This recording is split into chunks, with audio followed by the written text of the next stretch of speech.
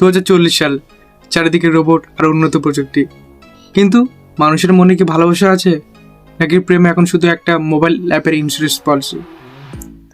Hello guys, আজ আমরা কথা বলবো পরিচালক বিঘ্নেশ শিবমের latest science fiction romantic comedy লিক নিয়ে। সিনেমাটির গল্পটি ভবিষ্যতের প্রেক্ষাপটে তৈরি। 2040 সালে এমন একটি অ্যাপ জনপ্রিয় হয় যা মানুষের রোমান্স নিশ্চিত করতে গ্যারান্টি দেয়। টুইস্ট তখন আসে যখন ওই অ্যাপের এর পিছনের কণ্ঠস্বর নিজেই বুঝতে পারে যে ভালোবাসা কোনো স্ক্রিন বা অ্যালগোরিদম থেকে আসে না। এরপর শুরু হয় এক অদ্ভুত রোমাঞ্চকর যাত্রা আসল ভালোবাসার খোঁজে।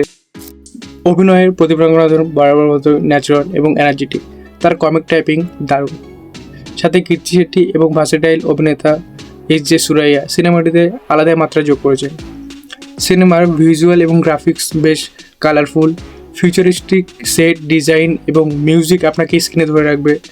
বিঘ্নেশ শিবম খুব সহজেই টেকনোলজি আর ইমোশনকে সুতোয় গেঁথেছেন।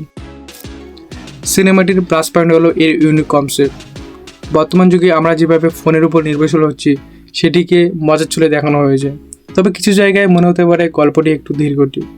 যারা পিওর অ্যাকশন বা হার্ডকোর সায়েন্স ফিকশন খুঁজছেন তাদের কাছে এটি সাধারণ মনে হতে পারে, কিন্তু যারা ফ্যামিলি নিয়ে একটা লাইট হার্টেড মুভি দেখতে চান তাদের জন্য এটি পারফেক্ট। সব মিলিয়ে লিক একটি রিফ্রেশিং মুভি। আপনি যদি রোমান্টিক কমেডির সাথে ফিউচারিস্টিক টাচ পছন্দ করেন তবে এটি মিস করবেন না। আপনি কি মুভিটা দেখেছেন? দেখলে অবশ্যই কমেন্টে জানাবেন কেমন লেগেছে। আর এমনই সব মুভি রিভিউ পেতে আমাদের চ্যানেলকে সাবস্ক্রাইব করুন এবং পাশে থাকুন। ধন্যবাদ।